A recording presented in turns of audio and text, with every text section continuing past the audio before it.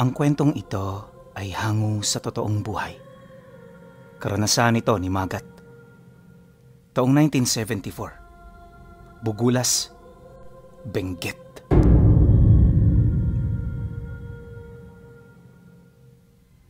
Noong mga panahong ito, dayo sa Bulugas si Magat.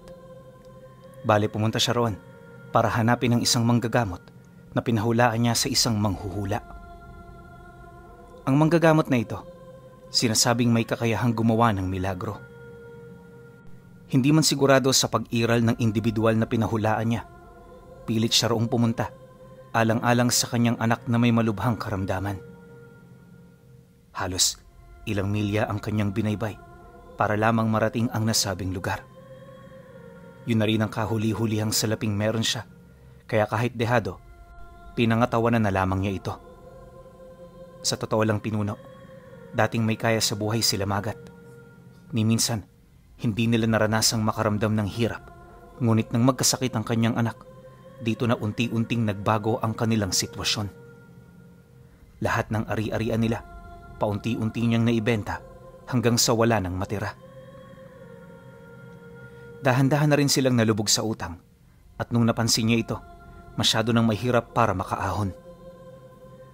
Bukod sa wala ng pagkakakitaan, said na rin sila pagdating sa pinansyal na suporta. Yung mga kaibigan naman niyang minsang nakinabang sa kung anong meron siya, parang hindi na siya kilala. Masakit man ito kung isipin, pero aminado si Magat na wala na rin naman siyang magagawa. Kahit papaano, di rin siya nakakaramdam ng anumang pagsisisi dahil bilang magulang, kargo de konsensya niya ang mga mangyayari sa kanyang anak. Dito rin niya napatunayang mahal magkasakit, kaya nagsilbi din itong leksyon para sa kanilang lahat. Sa kasagsagan ng kanyang paglalakbay patungong Bugulas, sa bus pa lang noon pinuno, marami na siyang mga nakasabayang tao na titigil malapit dito. Hindi pa kasi doon nakakapasok ang sasakyan, gawa ng bukod sa makitid ang daan, masyado rin itong maputik kapag umuulan. Narinig din niya sa mga usap-usapan ng kanyang mga kasabayan ang tungkol sa mga kakaibang pangyayari sa lugar.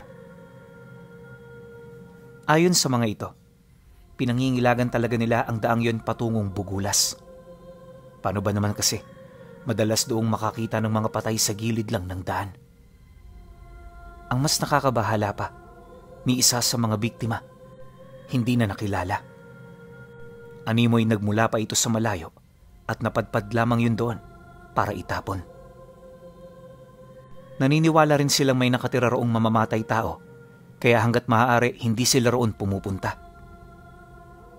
Babala pa sa kanya ng mga ito, mas mainam na umikot na lang siya kung talagang desperado siyang makarating doon. Dito rin niya nakumpirma na totoo ang albularyong naninirahan sa baryong pupuntahan niya, kaya hindi niya maipagkailang mas nagkaroon siya ng rason para pumunta anuman ang mangyari. Sa kakausap at kakausap nila, nalaman niya ang pangalan ng taong hinahanap niya. Dagdag pa ng mga ito na magaling talaga ang albularyo at katunayan marami na itong natulungan. Kakaiba rin ang panggagamot nito, dahilan para maraming tao ang araw-araw doong dumayo. Hindi ka nagkamali ng pinuntahan, pero payo lang umikot ka. Huwag ka ditong dumaan. Di naman sa tinatakot ka namin, pero gusto ka lang namin doong makarating ng ligtas. Alam mo ba, ang mga taong pumupunta kay Lolo Sensio, doon talaga sa kabila dumaraan. Nang marinig naman ni Magat ang sinabi nito, di naman niya maiwasang sumang-ayon. Pwede naman sana siyang dumaan sa kabila pero masyado itong malayo at kailangan niyang lumipat ng sasakyan. Ang problema, wala na siyang pera. Sentimos na lang ang natira at gagamitin niya sana ito para makabili ng ulam sa daan. Wala na rin siyang balak na sumakay sa kahit na anong transportasyon, gawa ng gipit na talaga siya. Sa pagpapatuloy naman ng kanilang pag-uusap, panay pagtango na lang ang ginawa ni Magat. Sa harapan ng mga tao, sumasang-ayon siya sa nais ng mga ito, pero sa isip-isip niya, hindi niya yun susundin. Nahihiya rin siyang mamalimos sa mga kausap niya lalo na't hindi siya pinalaking ganon. Pagbaba naman ng mga ito, nagdire-diretso na ang kanyang biyahe. May mga nakatabi rin siya noon pero pinili niyang wag nang kausapin. Hindi nagtagal, nang marating na niya ang lugar na magsisilbi niyang huling destinasyon patungong Bugulas, agad naman siyang bumaba para bumili ng kanyang mga pangangailangan. Matapos nun, dali-dali niyang tinahak ang daan patungo sa labas ng baryo para maghanap ng mapagpapahingahan. Hanggat maaari, wala siyang kinausap na taga roon sa takot na baka masira na naman ang kanyang plano buhat sa mga kwentong maririnig niya sa mga ito. Ilang minuto pa ang lumipas, napadpad siya sa tabi ng kalsada na malapit sa palayan. May malaking puno ng mangga sa lugar, kaya habang tirik pa ang araw, nagpasya na siya roong magpahinga. Malamig ang simoy ng hangin sa paligid, kaya nang makakain na siya, hindi niya namalayang nakaidlip pala siya ng bahagya. Paggising niya, napansin niyang hapon na pala, kaya dali-dali naman siyang tumayo para magpatuloy sa pagtahak ng daan. Kalaunan, nang ilang milya na ang layo niya sa baryo, dito niya na napansin ang putol na daan. Nahati sa dalawang direksyong pinagkaputulan nito, kaya pagkaharap niya rito, hindi niya maiwasang mamili kung alin ang kanyang tatahakin. Medyo nalilito na rin noon si Magat, kaya habang pinag-iisipan niya yun ng maigi, hindi niya maiwasang sariwain ang lahat ng mga istoryang minsan niyang narinig. Maya-maya pa, nang maalala niyang patungong bundok ang daan ng sityo, dali-dali naman niya itong tinahak.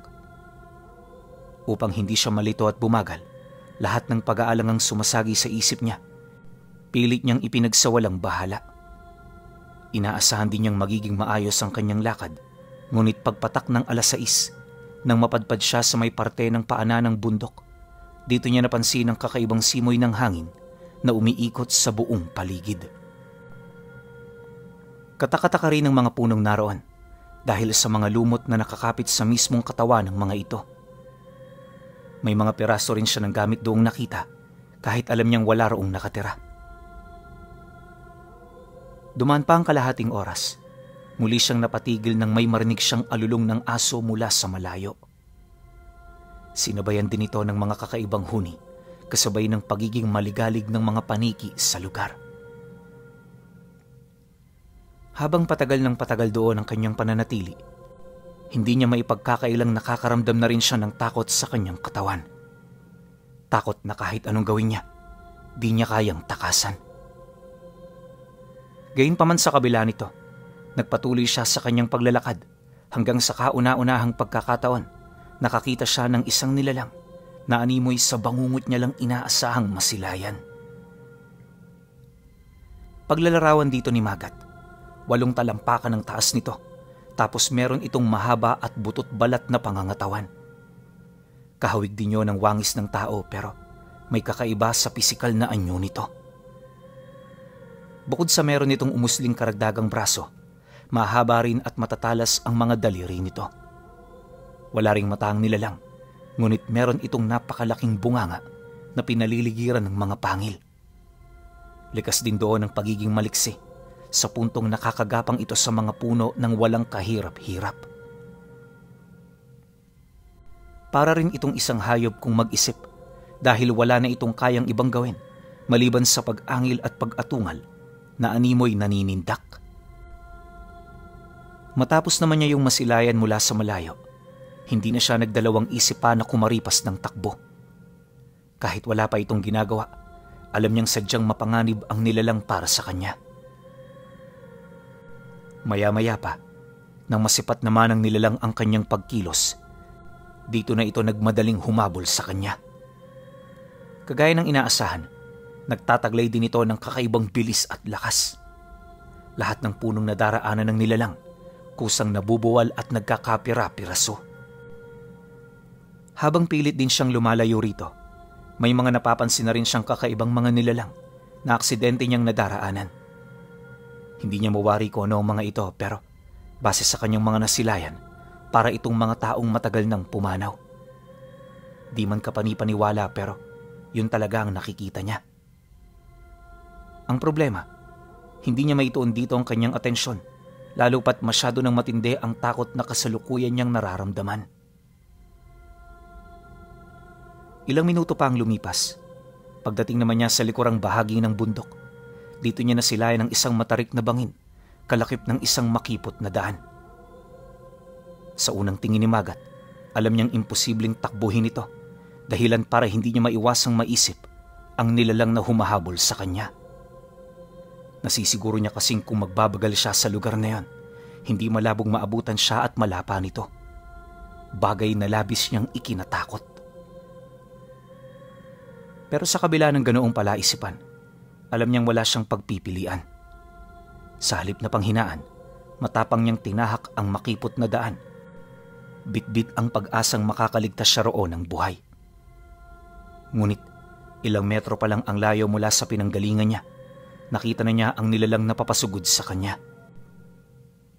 Sa kakamadali noon ni Magat, nakaapak siya ng bato na biglang gumulong dahilan para matisod siya.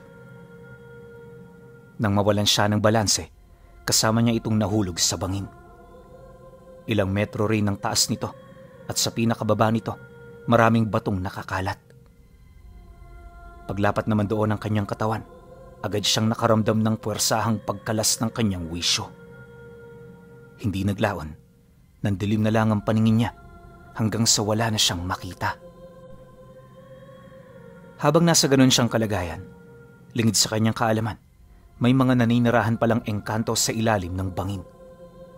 Binubuo ito ng mga kapre, tikbalang at mga diwata.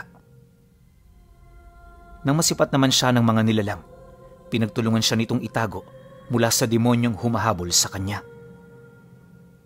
Dahil sa ginawa ng mga ito, nagkaroon siya ng pagkakataon para tuluyan itong matakasan. Paggising naman niya, nadatnan niya ang kanyang sarili sa ilalim ng ugat ng isang malaking puno. Pagsilay naman niya sa paligid, agad naman niyang napansin ang liwanag na pumapaikot dito. Akala niya umaga na, kaya pagkaupo niya, dali-dali siyang gumapang para maghanap ng pwedeng madaanan.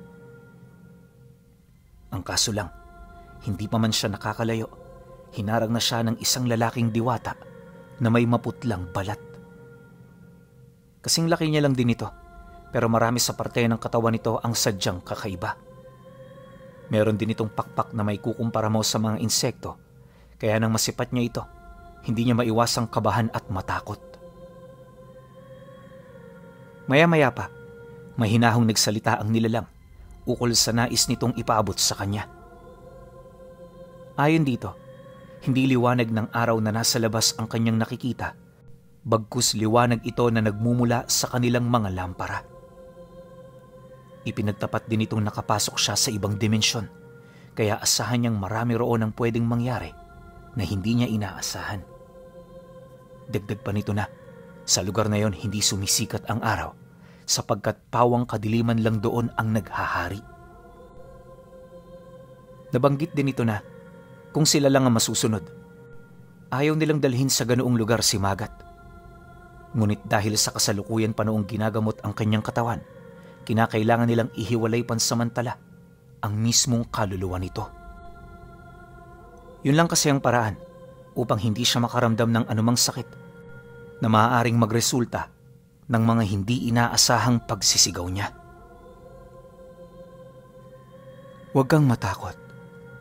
Kahit nasa estado ka ngayon ng pagiging kaluluwa, hindi ito nangangahulugang patay ka na. Sa oras na mailigtas na nila ang katawan mo, gagabayan kita pabalik. Sa ngayon, wala kang ibang gagawin kundi ang manatili dito at maghintay. Nang marinig naman ni Magat ang sinabi nito, halos hirap na hirap siyang maunawaan ng mga kataga kahit gumagamit yon ng dialektong alam niya. Sa puntong yon, medyo blanko na rin ang kanyang kaisipan, kaya para hindi siya makagawa ng mga hindi inaasahan, nagdesisyon na lang siyang sumunod. Akala niya madali lang ang panggagamot pero dumaan na ang mga araw, wala pa rin silang balita sa mundong kanyang pinagmulan. Para naman hindi niya makalimutan ang araw ng kanyang pananatili roon, araw-araw siyang nagsusulat sa ugat ng puno para bilangin ang eksaktong araw ng kanilang pananatili. Ang kaso lang, napuno na lamang niya ang lugar. Wala pa rin siyang balita. Paulit-ulit na rin niyang tinatanong noon ang diwata, pero hindi ito makapagbigay ng tamang detalye. Basta ang palagi lang nitong sinasabi sa kanya, maghintay. Kakahintay naman noon ni Magat. Pakiramdam niya na lipasan na siya ng panahon hanggang sa wala na siyang masulatan sa lugar kung saan sila naroroon. Dahil dito, nagdesisyon naman siyang humanap ng daan papalabas. Makipot at mahaba ang lagusang ginapang niya roon at kalaunay napadpad siya sa isang maliit na espasyo kung saan binabalot ng matinding kadiliman. Paglapit naman sa kanya ng diwata, mariin siya nitong pinaalalahanan na huwag gagawa ng ingay kapag meron siyang makikita.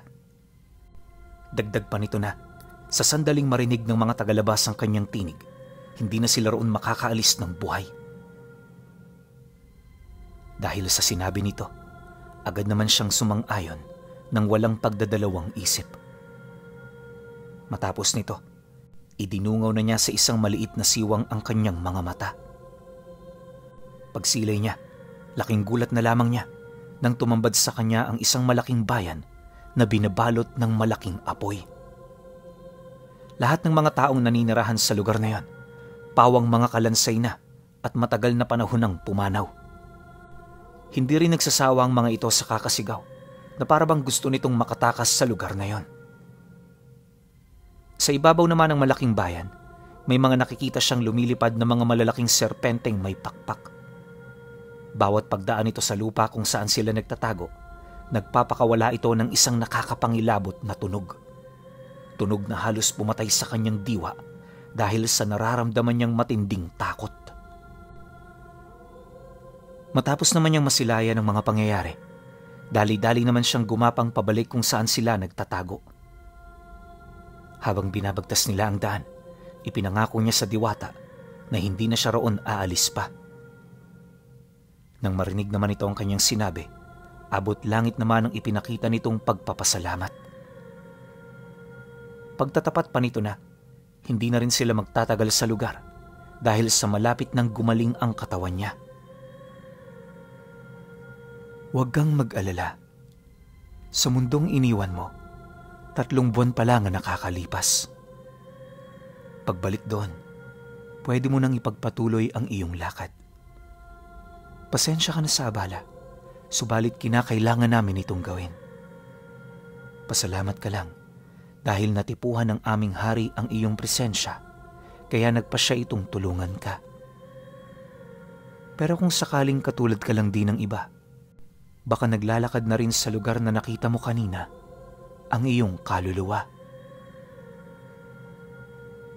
Nang marinig naman niya ang sinabi nito, dito na siya nagkaroon ng pagkakataon para itanong ang tungkol sa kanyang mga nasilayan. Pagkarinig naman ng diwata sa kanyang sinabi, dahan-dahan naman itong umupo sa harapan niya upang magbahagi ng iilan sa mga nalalaman nito. Ayon dito, ang lugar na nakita niya ay isang purgatorio na ginawa ng namamahala sa nilalang na minsan ang humabol sa kanya sa mundo ng mga tao. Sa pamamagitan ng ganoong uri ng dimensyon, nakakalikom sila ng sapat na kaluluwa para magtrabaho sa ilalim ng kanilang pamamahala. Dagdag pa nito na, ilang siglo nang nangyayari ang ganoong bagay at pawang parte ito ng paghahanda ng natatanging plano ng mga nilalang. At yun ay walang iba kundi ang bumuo ng isang makapangyarihang nilalang na papantay sa kapangyarihan ng hari ng mga imperyo. Sa pamamagitan nito, magkakaroon sila ng sapat na kapangyarihan para mamahala sa kabuoang lahing nakatira sa mundo ng mga tao. Mariin din itong inilahad na kapag nangyari ang ganoong bagay, lahat silang nakatira roon ay mapapahamak. Nabanggit din ito na noong unang panahon, pinipili nilang huwag mangialam sa panggagambala ng mga nilalang na yon. Pero nang malaman na nila ang pangunahing motibo ng mga ito, dito na sila nagsimulang mangialam. Ang kaso lang, dahil sa ginawa nila, sumiklab ang isang malaking gulo sa pagitan ng kanilang mga angkan. Ang ganoong pangyayari ang naging daan ng pagkamatay ng hindi mabilang nilang kauri. Gayunpaman, alang-alang sa kanilang kagustuhang mapigilan ng mga banta, nagdesisyon silang ipagpatuloy ito kahit nagdudulot ito ng matinding pinsala sa lahat. Nabanggit din ito na hindi lahat ng tao nakaranas ng nararanasan ni Magat. Katunayan, sa tinagal-tagal na nilaroong naninirahan, siya pa lang ang kinalugdan ng kanilang hari. At ang ganoong pagpapala ang naging daan para ituring siya ng mga ito bilang nawawala nilang kalahi. Matapos naman yung marinig ni Magat, hindi niya maiwasang makaramdam ng matinding kilabot. Sa sobrang pagkagulat, hindi na siya nagkaroon pa ng kakayahang makapagsalita. Basta ang naiisip na lang niya, hindi nagbibiro ang nilalang na nasa harap niya. Dumaan pa ang ilang araw, nagpatuloy ang kanilang paghihintay. Akala niya noon matatagalan pa pero 3 araw pa lang ang lumipas. Nakakuha na ng magandang mensahe ang diwata mula sa mga kasamahan nilang nagpapagamot sa katawan nito. Sa kumpas lang ng kamay ng diwata, agad siya nitong naibalik sa tunay niyang katawan. Habang nangyayari naman ang ganoong proseso, nakakita siya ng mga kauri nito na nag-uusap-usap ukol sa paraan ng pagtatago sa kanya. Nalaman din niyang kaya siya roon dinala ng diwata dahil walang lugar sa alinmang mundo ang ligtas na pagtaguan ng kanyang kaluluwa. Dahil dito, maraming agam-agam ang pumasok sa isip niya pagbalik niya sa totoo niyang katawan. Kalaunan, nang magkaroon na siya ng diwa, dito niya nakita ang lugar kung saan ilang buwan siyang nakaratay. Ayon sa kanya, hindi naman yun nalalayo sa bangin kung saan siya nahulog. Dahil pag-upo niya sa batong kinahimlayan niya, nakita niya ang bangin na muntik nang kumuha sa buhay niya. Napansin din niya ang mga elemento at mga engkantong nagtatago sa puno habang pinagmamasdan ang kanyang pagkilos. Maya-maya pa, dito na nagsimulang magpakita ang diwatang nakasama niya ng ilang buwan. Habang nagsasalita ito, unti-unti naman niyang napapansin ang pagpalit nito ng anyo hanggang sa maging tao na ito katulad niya. Kaibigan, sasamahan na kita. Hayaan mo nga akong maging gabay mo sa albularyong pakay mo rito. Pangako, hindi kanya kayang talikuran sa sandaling makita niya ako. Pasensya ka na at ito lang ang kaya kong maibawi sa loob ng ilang buwang pag-abala namin sa'yo. Nang marinig naman niya ang sinabi nito, tumangulang naman siya habang taus-pusong nagpapasalamat. Matapos naman ang kanilang naging pag-uusap, dali-dali naman silang naglakad patungong sitio. Mula roon, inabot lang sila ng 6 na oras bago marating ang lugar na kanyang hinahanap. Pagpasok naman nila rito, agad naman silang sinalubong ng iilang mga tao. Yung iba, nag-aalok pa ng makakain, ngunit hindi naman nila yun gaanong pinansin. Kalaunan, pagpatak naman ng 4:00 ng hapon, nadatna nila ang bahay ng albularyo na pinagpipilahan ng maraming tao.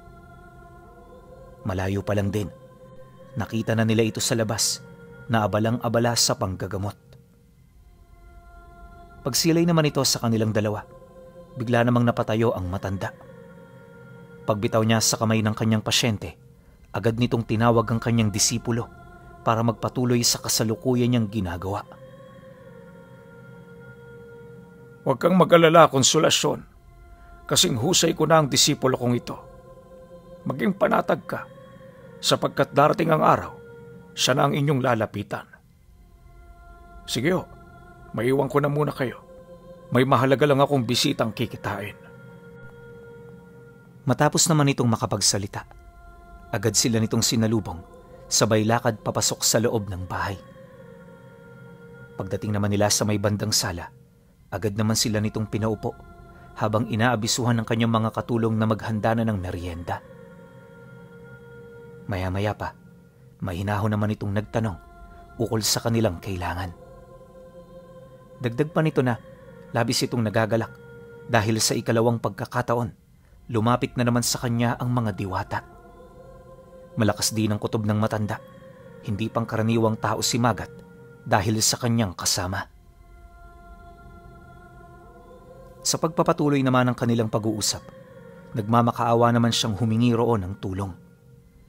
Halos lumuhod na rin siya sa harapan nito para lamang makuha ang pabor na kanyang hinihingi. Dagdag pa niya na, nakahanda siyang ibigay sa matanda ang natitira nilang ari-arian kung ito lamang ang paraan para madagdagan ang buhay ng kanyang anak. Dahil sa sinabi nito, imbis na sumeryoso ang matanda, hindi nito maiwasang tumawa. Panay din ang pagtapik nito sa upuan na parabang isang biro ang narinig niya. Makalipas pa ang ilang minuto, bigla naman itong bumalik sa pagiging seryoso kasabay ng pagwika nito sa kanya ng Hiram ang lakas na meron na kumagat. Kung ipagbibili ko ito kagaya ng iniisip mo, kagaya lang ako ng mga albularyo na nagpapapresyo. Alam mo bang may sumpa ang ganyang kalakaran? Ang mga albularyong nagpapabayad, nawawala ng kakayahan sa paglipas ng mga araw. Gaano man sila kalakas, hihina at hihina sila hanggang sa mawala na sila ng kakayahang manggamot. Isang nakakatakot na banta para sa aming lahat. Pero kapag ipinagpatuloy namin ang pagtulong na walang kapalit, hindi mawawala ang pagkalugod sa amin ng nasa itaas. Mananatili ang aming mga kakayahan at sa paglipas ng mga araw, mas lalo pa itong lalakas. Dagdag pa nito na, tungkulin niyang tumulong sa kahit na sino, espesyal man ito o hindi. Nabanggit din ng albularyo na, kung talagang malubha na ang karamdaman ng kanyang anak, wala itong karapatang tumanggi sa kanyang pagmamakaawa. Nang marinig naman niya ang sinabi nito, nagdulot naman ito ng matinding tuwa sa kanyang puso. Hindi nagtagal, nang wala na silang mapag-uusapan, inabisuhan sila nitong maghintay. Sa bahay na rin sila nito pinagpahinga upang sa pagsapit ng susunod na araw, maaga pa silang makakaalis. Pagpatak naman ng gabi, habang sabay-sabay silang naghahapunan, nabanggit ng diwata sa albularyo na kapag natapos na itong gamutin ng anak ni Magat, kinakailangan niya itong gawing disipulo. Pagtatapat pa nito na, yon ang kagustuhan ng kanilang hari, kaya wala silang magagawa kundi ang sumunod. Nanindigan din itong mapapabuti ang kalagayan ng anak niya sa sandaling maipangako niyang hindi siya tututol sa tadhanang nakalaan para sa kanya. Pagkarinig naman ni Magat sa sinabi ng diwata, hindi niya nagawang tumutol. Pagsang-ayon niya, kinabukasan din mismo gumaling ang kanyang anak. Matapos nun, bumalik sila sa nayon para magsanay. 5 taon rin siya roong nanilbihan bago siya ilipat sa lugar ng mga diwata at tikbalang. Mula roon, araw-araw na siyang nakiisa sa mga digmaan. Dito na rin siya nagtanga ng mga mutya, kagaya ng mutya ng kamandag ng banakon, mutya ng gabi at ngipin ng torong kalabaw. Dahil sa mga bagong karga noon ni Magat, nagkaroon siya ng malaking ambag para sa lahi ng mga diwata. Sa loob ng halos 6 na taon niya roong pakikipaglaban, nagawa niyang makapaslang ng mga nilalang na minsang nagbigay ng takot sa kabuuan ng kanyang kaluluwa. Hindi naglaon, nang medyo masanay na siya sa ganoong sitwasyon, nagpatuloy ang kanilang pakikipagdigma hanggang sa marating na nila ang pinakapuso ng pugad ng mga nilalang na matatagpuan malapit sa purgatoryong nilikha nito. Ayon kay Magat, matinding digmaan ang nangyari roon na umabot ng 1 taon. Lahat ng mga pangyayari hindi na niya ipinagsabi pa bilang respeto sa mga kasamahan niyang pumanaw. Dagdag pa niya na, habang dumaraan ang araw ng kanilang pananatili roon, nababawasan ng malaki ang kanilang hukbo. At sa maniwala man kayo o hindi, ang halos 400,000 niyang kasama, 10,000 na lang ang natira pagkatapos nito. Marami man ang namatay. Ipinagpasalamat na lang din niya dahil sa tagumpay nilang natamasa buhat sa sakripisyo ng mga nawala. Matapos ang nangyaring digmaan, ang lugar na minsang kinatakutan ng marami, naging isang pangkaraniwang daan na lang. Hindi na rin doon nagkakaroon ng mga bangkay na nagmula pa sa iba't ibang lugar. Ang kaso lang pinuno, dahil sa hindi agad ito nalaman ng mga tao, inabot pa ng ilang taon bago nila napagtantong ligtas ng daanan ang lugar na yon. Gayunpaman, hindi na ito pinagtuunan ng pansin ni Magat, lalo pat alam niyang nagawa na niya ang kanyang trabaho. Upang mas mapalawak pa ng husto ang kanyang karunungan, nagdesisyon siyang manatili sa bahay ng albularyo sa loob pa ng ilang taon. Kasakasama niya noon ang kaibigan niyang Diwata, at nung matapos na siya sa pag-aaral niya, bumalik siya sa kanila. Ikinatuwa naman yon ng kanyang asawa, lalo na nung nalaman nito na hindi na siya aalis. Magmula noon, pinanindigan niya ang kanyang naging desisyon. Hindi nga umalis itong si Magat, at para magkaroon sila ng masaganang buhay kahit papaano, araw-araw siya noong nagsasaka sa bukid. Kapag wala naman siyang ginagawa, tinutulungan niya ang mga kapuspalad nilang kababaryo na ginagambala ng hindi ordinaryong karamdaman. Sa pamamagitan nito, naging bantog ang pangalan niya. Kumalat sa mga karatig baryo ang kanyang mga ginagawa, lalo na ang hindi niya pagpapabayad sa kanyang serbisyo. Dahil dito, nakahanap ng ibang paraan ang kanyang mga pasyente upang maipakita ang kanilang pasasalamat. Sa halip na pera ang ibigay ng mga ito, nagdadala ito ng donasyon sa bahay niya kapag yon ay magpapagamot. Kabilang sa mga dinadala nila ay biskwit, bigas, at kung ano-ano pang mga pagkain. Labis naman yung ikinatuwa ng kanyang pamilya, kaya nagpatuloy lang ang pagsuporta nito sa kanya. Subalit lingid sa kanilang kaalaman, darating pala ang puntong mawawala na lang bigla si Magat. At pagdating ng araw na yon, marami ang nalungkot at naghanap. Ilang buwan din nilang sinuyod ang malalapit na kabundukan, ngunit bigo silang makahanap ng kahit na anong senyales na makapagtuturo sa kinaroroonan niya.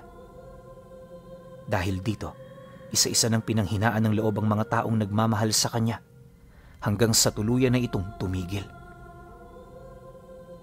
Magpahanggang sa ngayon, nananatili pa ring misteryo ang pagkawala ng kinalugdan ng mga hari ng Diwata na si Magat.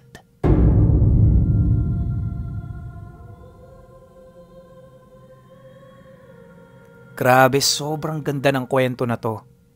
Mas maganda sana kung nakabalik si Magat tapos kinuwento niya yung iba niyang karanasan dun sa mundo ng mga Diwata. 'Di ba?